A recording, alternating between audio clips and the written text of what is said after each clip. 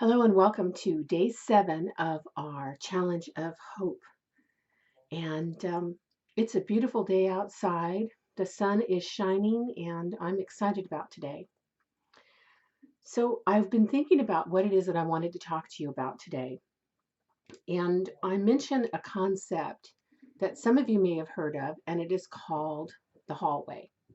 You know, you've heard about the concept of when one door closes, another opens. Well, this is about the hallway in between the two doorways. This is a time of transition. We are certainly in a time of transition right now. And a lot of people who have maybe gone through divorce, have lost a job, are, in between their next financial opportunity, are in a relationship pause. This is a time of transition. Now, some transitions happen to us and it's completely out of our control. And other transitions come about because we realize that it is time to make a change. There is no reason to make a change if we are absolutely happy and satisfied with where we're at. It is the discomfort of being somewhere that makes us want to change, whatever it is, locations, relationships, jobs, just ways of being. So I put it to you that we are all in the hallway right now. And this is a very powerful and important time in our lives. If you think about anything that's worth having, any big thing that's worth achieving, it isn't like you open the door and bam, it was there waiting for you.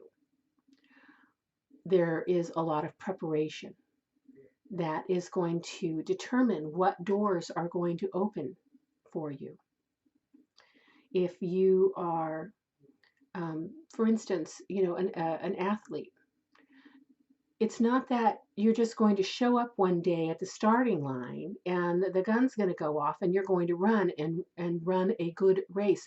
And certainly, if you do that without any preparation, your chances of winning are practically nothing. These athletes, they prepare.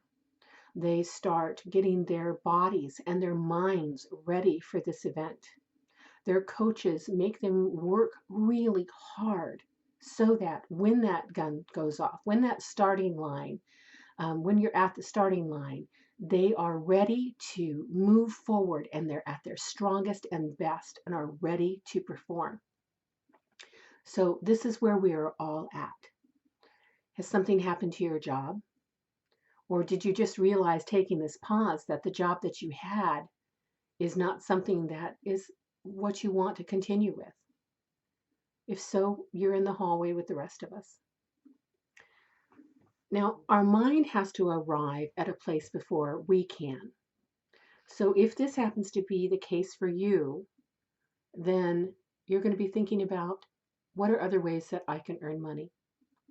But I put it to you to look at this with intention instead of just reaction. I need money. How am I going to get it? Right? So if you look at this with intention, it's like, what? There's a couple different factors. What is going to bring me satisfaction? What is going to bring me the income that it is that I want? What are the skills that I have? And what skills do I need to get in order to have that in my life? Gaining those skills, just understanding what skills it is that you need. These are things that you can do in the hallway so that when a door becomes open, when an opportunity becomes available for us, we are ready to jump on it. It might be that if we're not doing anything along these lines and that door opens and we're like, yes, oh my gosh, that's it. If only. If only I had that one skill. Let's say that you want to be a graphic artist and you're doing stuff on Word. You may be using a program called Canva, but you realize that a professional job is going to require you to understand Photoshop and some other professional programs. Well, right now is the time that you can look at those opportunities. There is so much training out there online right now that is available for you. If you wanted to have a position in an office, get some stability that way instead of such a physically demanding job.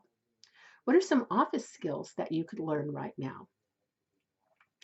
If it is a new location that you think that you want to be in, maybe the area you're at, this whole emergency situation has made you realize this is not the best and the healthiest place for you to be. Well, now's the time to start doing some research and looking at other locations. What is it that you want? Are there things that you have to have? Are your must-haves and your absolute no's? These are important things, questions to ask, no matter what it is. Whether it's a job, whether it's a relationship, whether it is a location. What are your absolute yes things? It's got to have this. And what are your absolute no items? It cannot have this. So this is living a life of intention. I remember years and years and years ago, I was, I knew that a job, I think I had gotten laid off of it. And I decided, well, I need another job. And we could always look at the ads out there. Well, what's available? And we say, well, I could do this. Well, I've got the skills to do this. Instead, I took a completely different track. I said, I want to work with horses. Okay, it was random. I just decided I wanted to work with horses. So I called everybody who had anything to do with horses. And I said, my name is Wendy Pickett. These are my skills. I'm an administrative specialist, and I want to work in the equine industry. Do you know of anybody who's hiring or could use my services? And I got a job as the office manager for a horse vet. Had I just gone through the want ads, I would never have gotten that job. And the benefit of doing that as well is that that ad had not been written. I had no competition whatsoever for that job. I basically got in front of it before it ever got out there. I talked to a client who she's got bartending skills, and she wanted to do that. She was kind of a hospitality type person, had that personality. And instead of just, again, going out and just looking for any job that they're looking for a bartender, I suggested she go out. This is before we had our stay-at-home thing. Go out and go into all of these locations that are in her area and just sit back and watch the room. Watch the employees. Watch how things were done. And instead of just randomly throwing that dart out there and saying, oh, they need a bartender, I've got those skills, she could pick and choose which location and which business she wanted to be associated with. How much more effective would it be for her to offer a resume to the manager, find out who the manager is, and make contact and just have a conversation with them before even ever bringing a resume and saying, well, I don't know if you've got any openings, but I have been here. I've seen how you run things, and this is the type of a place that I would like to work, and give them the reasons why. Now, I'd like to come back with my resume. Would that be all right? And then you've got a connection, and you've got a reason for being there, and you have chosen. It isn't just taking a job by default, which you may find out you hate later. Now use this example in whatever industry it is that you're in.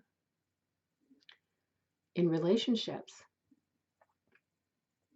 what's your yes list? What are the things that are a must-have in the person that you want to spend your life with? What are your absolute no's? What are the things that you will not tolerate? Having a clear understanding of what it is that you want, or what I often say is knowing what the bullseye looks like and where it is going to increase your chances of happiness and joy in your life.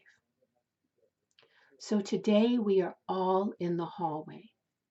What we do to prepare ourselves for when those doors are going to open and become available, what we do now is going to give us a more of an opportunity for success in whatever it is that we're going to do. So that is my message today.